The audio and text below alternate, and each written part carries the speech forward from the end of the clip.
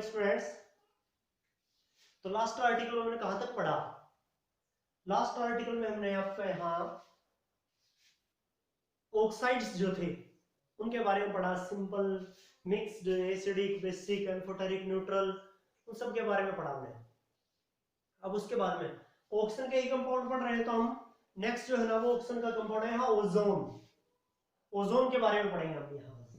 Ozone, तो ozone क्या है? पहली चीज, ozone is allotrope of oxygen. Oxygen के दो एलोट्रोप होते हैं, एक O2 मतलब डाइऑक्सीजन और एक O3 ओजोन। ऑक्सीजन के दो एलोट्रोप है, डाइऑक्सीजन और ट्राइऑक्सीजन। ट्राइऑक्सीजन को क्या कहते हैं? ओजोन कहते हैं। एलोट्रोप, एलोट्रोप क्या होते हैं पता होगा आपको? जिनकी वो एक ही सब्सटेंस मतलब एक ही एलिमेंट के वो पार्ट हैं जो एक तरह से जो कि सेम केमिकल प्रॉपर्टीज रखते हैं लेकिन डिफरेंट फिजिकल प्रॉपर्टी रखते हैं, वो होते हैं एलोट्रोप्स। ठीक है। जैसे 11th में आपने कार्बन के पढ़े थे, ग्रेफाइट, फुलरीन, डायमंड, ये एलोट्रोप्स होते हैं। तो ये एलोट्रोप है आपके पास यहाँ ओजोन, जिसका फॉर्मूला O3 रहता है। ये ओजोन जो है ना कहाँ, यहां से 20 किलोमीटर की हाइट के ऊपर पाया जाता है। और किससे बनता है? ऑक्सीजन, एटमॉस्फेरिक ऑक्सीजन जो है ना उसी से ये मिलकर बनता है। एक लेयर है वहां, ठीक है, ओजोन की, जो इसी ऑक्सीजन से मिलकर बनी है, O3। दूसरी चीज क्या करता है ये अर्थ के ऊपर जो लिविंग है, लाइफ जो है, जीवन जो है, उसको बचाता है। कैसे? जैसे हमें, एनिमल्स को, प्लांट्स को, किसको बचाता है? किससे बचाता है? अल्ट्रावायलेट रेडिएशन से। अल्ट्रावायलेट रेडिएशन से किसको बचा रहा है? जो एनिमल्स हैं, प्लांट्स हैं, उन सबको बचा रहा है। कौन? ये ओजोन। ये है आपके पास यहां। ये था ओजोन से इंट्रोडक्शन की। कहां मिलेगा ये मिलेगा कहां कि यहां से 20 किलोमीटर की हाइट के ऊपर, जो कि एटमॉस्फेरिक ऑक्सीजन से मिलकर बना है। ये आपके पास और हमें बचा रहा है किससे? अल्ट्रावायलेट रेडिएशन से। उनके हार्मफुल इफेक्ट से जो है ना वो बहुत ज्यादा हार्मफुल होती है, तो उनको यहां आने से रोकता है, अर्थ के ऊपर आने से रोकता है। जो सन से निकल रही है अल्ट्रावायलेट रेडिएशन, उनको अर्थ के ऊपर गिरने से रोकता है। वो गिरेंगे तो हमारे ऊपर पड़ेंगे और फिर कैटरैक्ट होगा, मोतियाबिंद होगा, स्किन कैंसर होंगे, बहुत सारे रोग जो है ना वो उत्पन्न होंगे, तो उनसे बचा रहा है। ये होता है आपके पास ओजोन। ठीक है, ये तो इंट्रोडक्शन है इससे। उसके बाद में ओजोन का प्रिपरेशन है कि ओजोन को कैसे प्रिपेयर कर सकते हैं। Preparation, preparation of ozone. Ozone से कैसे, ओजोन को कैसे प्रिपेयर कर सकते हैं, ओजोन को कैसे बनाया जा सकता है। तो ओजोन को बनाने का जो तरीका है वो क्या है कि डाइऑक्सीजन को ट्राइऑक्सीजन में बदलना है, 3O2 को 2O3 में बदलना है। किसमें? साइलेंट इलेक्ट्रिक डिस्चार्ज में। साइलेंट इलेक्ट्रिक डिस्चार्ज है। क्या होता है ये?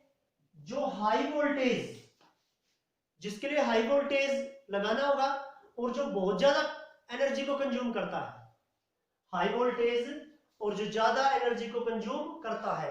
साइलेंट है ये, इनऑडिबल जिसे बोलेंगे आप। ठीक है, तो साइलेंट इलेक्ट्रिक डिस्चार्ज है जिसमें हाई वोल्टेज जो है ना वो करंट जो है वो दिया जाएगा, समझिए। और जो ज्यादा एनर्जी को कंज्यूम करता है, जो ज्यादा एनर्जी को कंज्यूम करता है वो क्या होता है? Silent electric discharge. उसके अंदर, ठीक है, ऑक्सीजन को डाला जाता है जो कि किसमें बदल रहा है?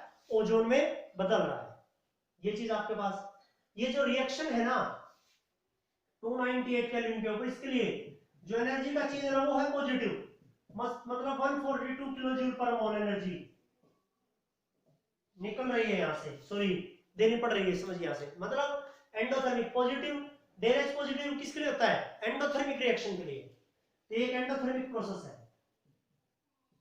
ऑक्सीजन को ओजोन में जो बदलना है वो है एंडोथर्मिक प्रोसेस।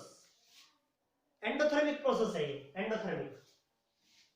तो इसलिए क्या ये एंडोथर्मिक प्रोसेस है, तो इसलिए इसको, इसके डीकंपोजिशन से बचने के लिए, ओजोन वापस से ऑक्सीजन में ना बदले, इसलिए इसको डीकंपोजिशन से बचने के लिए किसमें इसको साइलेंट इलेक्ट्रिक डिस्चार्ज में लिया जाता है, क्योंकि एंडोथर्मिक प्रोसेस है। ठीक है, ऑक्सीजन का ओजोन में बदलना कैसा प्रोसेस है? एंडोथर्मिक प्रोसेस है। ये है आपके पास। तो इसमें आपको एनर्जी जो है ना वो क्या हो रही है, लगानी पड़ रही है, जो कि ज्यादा एनर्जी को कंज्यूम करता है, जो कि ज्यादा एनर्जी को कंज्यूम करता है। ये चीज आपके पास ये था। उसके बाद में यहां से जो ऑक्सीजन मिलेगी आपको, सॉरी ओजोन मिलेगा, साइलेंट इलेक्ट्रिक डिस्चार्ज में ऑक्सीजन को ओजोन में बदलना। यहां जो ओजोन मिल रहा है आपको, इसे ओजोनाइज्ड ऑक्सीजन कहते हैं, एक बात। दूसरी चीज, केवल 10% प्योर ही ओजोन है, 10% प्योर ओजोन है। यदि आपको इससे ज्यादा प्योर ओजोन चाहिए तो आपको ओजोनाइजर बैटरी लगानी होगी, ओजोनाइजर बैटरी लगानी होगी यहां, ताकि इससे भी ज्यादा प्योर आपको ओजोन मिल सके। यहां जो आपको ओजोन मिल रहा है वो 10% प्योर है साइलेंट इलेक्ट्रिक डिस्चार्ज में। अब साइलेंट इलेक्ट्रिक डिस्चार्ज में आप ओजोनाइजर बैटरी और लगा देंगे, तब आपको 10% से भी ज्यादा प्योर ओजोन मिलने लग जाएगा। ये होगा आपके पास यहाँ। ये था इसके प्रिपरेशन के बारे में बातें। इसको कैसे प्रिपेयर कर सकते हैं साइलेंट इलेक्ट्रिक डिस्चार्ज में, याद रखें।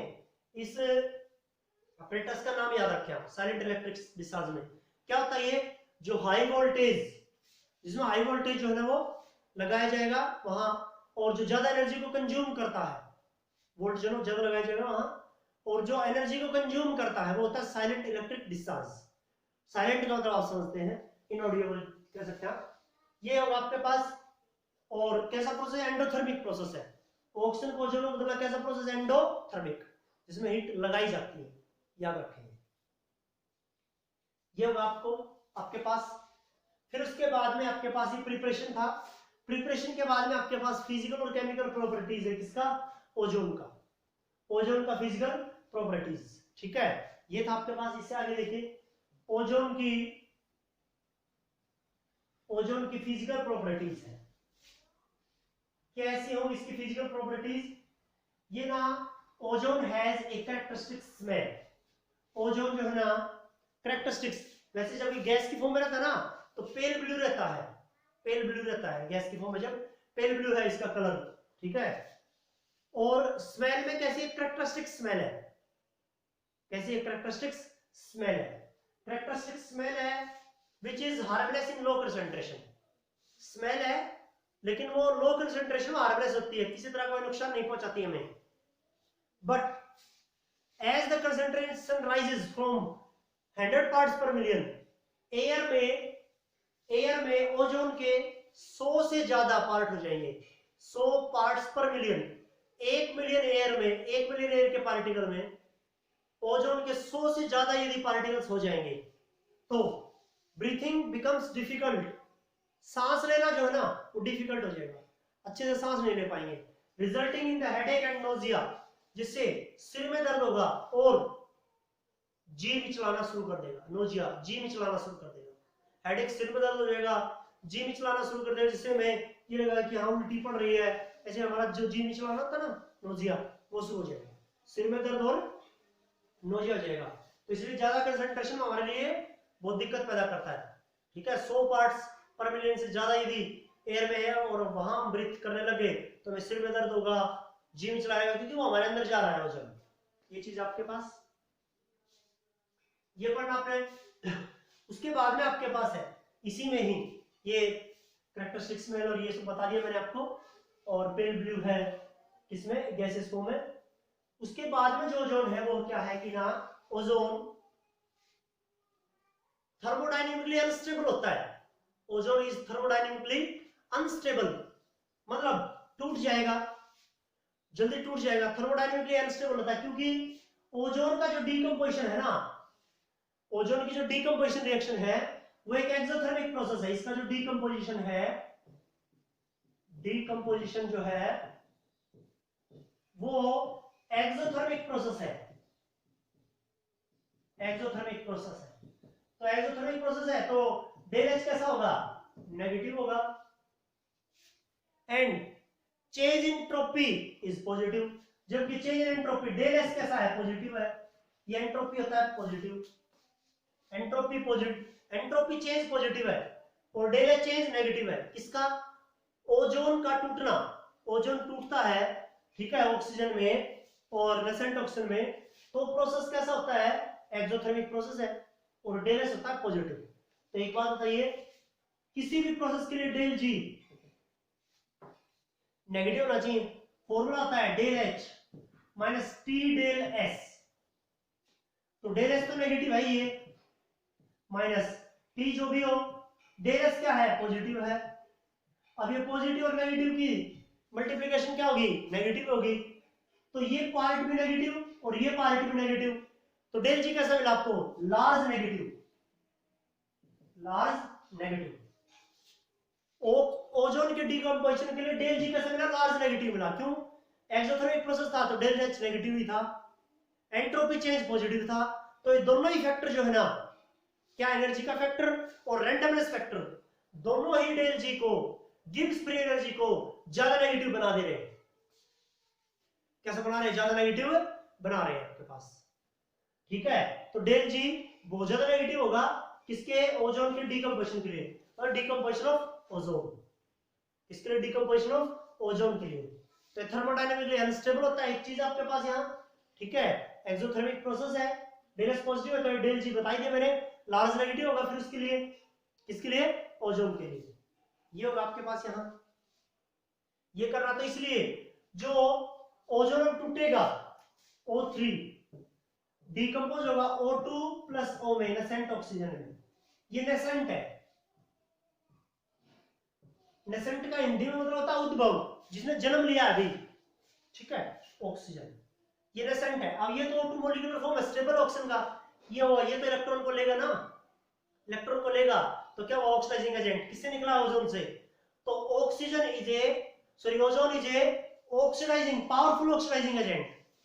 ओजोन ना क्या होगा, एक पावरफुल ऑक्सीडाइजिंग एजेंट है, पावरफुल ऑक्सीडाइजिंग एजेंट है। क्या, कौन, ओजोन जो है वो एक पावरफुल ऑक्सीडाइजिंग एजेंट है, पावरफुल ऑक्सीडाइजिंग एजेंट है वो ओजोन।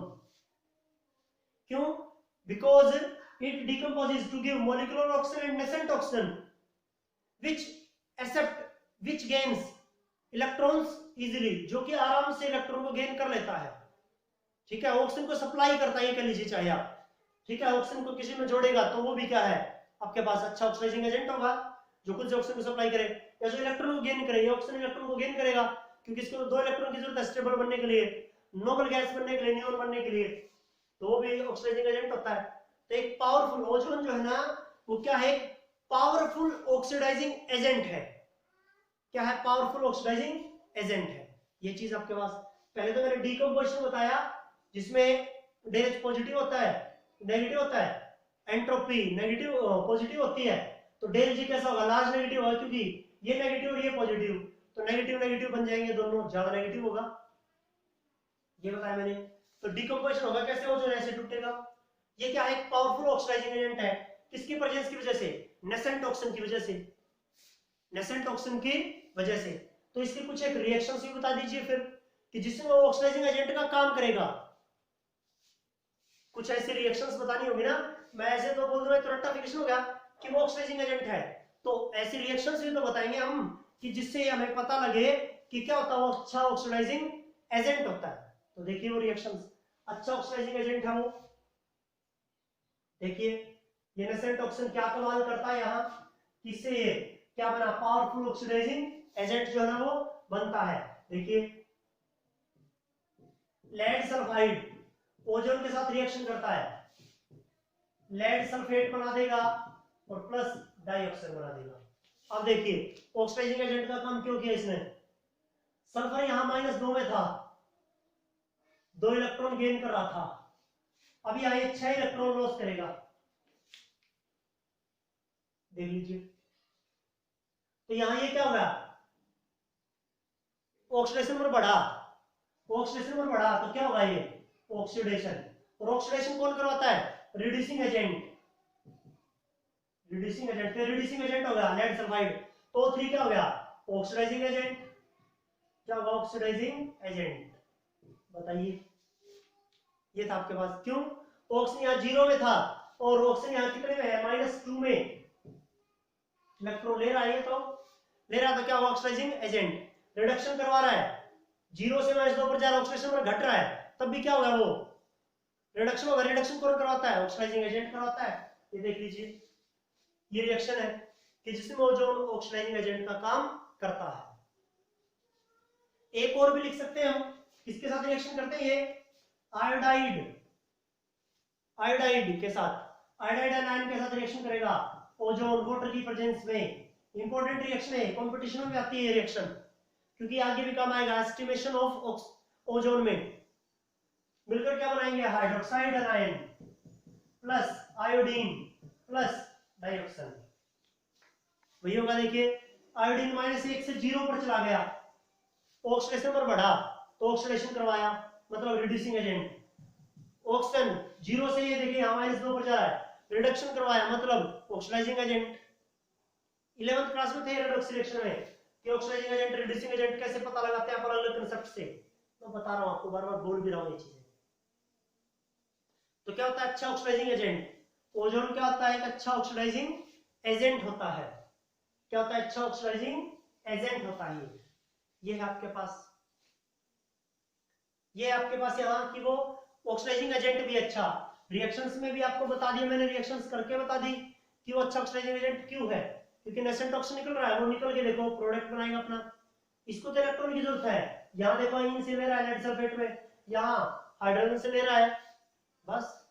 तो ऑक्सीडाइजिंग एजेंट तो अच्छा, ओजोन से निकला नेसेंट ऑक्सीजन, इसलिए ओजोन क्या हुआ, अच्छा ऑक्सीडाइजिंग एजेंट। ये है आपके पास। उसके बाद में क्या है कि ना, ओजोन जो है उसका स्ट्रक्चर कह लीजिए आप, ये तो इसका ऑक्सीडाइजिंग एजेंट था। अब उसके ऑक्सीडाइजिंग एजेंट का मतलब कैरेक्टर था इसका। उसके बाद में क्या है आपके पास यहाँ, इसके लिए क्या, इसका स्ट्रक्चर, ओजोन का स्ट्रक्चर। ओजोन का स्ट्रक्चर आपने 11th क्लास में सीखा, बस नई बात क्या होगी इसमें, रेजोनेंस वगैरह है वो मैं आपको बता दूंगा। ओजोन का स्ट्रक्चर, O3 का स्ट्रक्चर, O3 का structure, structure of ozone O3। एक ऑक्सीजन यहाँ, एक ऑक्सीजन यहाँ, एक ऑक्सीजन यहाँ, 6 इलेक्ट्रॉन है इनके पास, 2 4 6, इसके पास 6 है, 2 4 ये 6। अब देखिए इसके 8 कंप्लीट, क्योंकि 2 2 शेयर कर लिए उन्होंने, 2 4 6 8, इसके भी 8 कंप्लीट, इसके 2 4 और 6।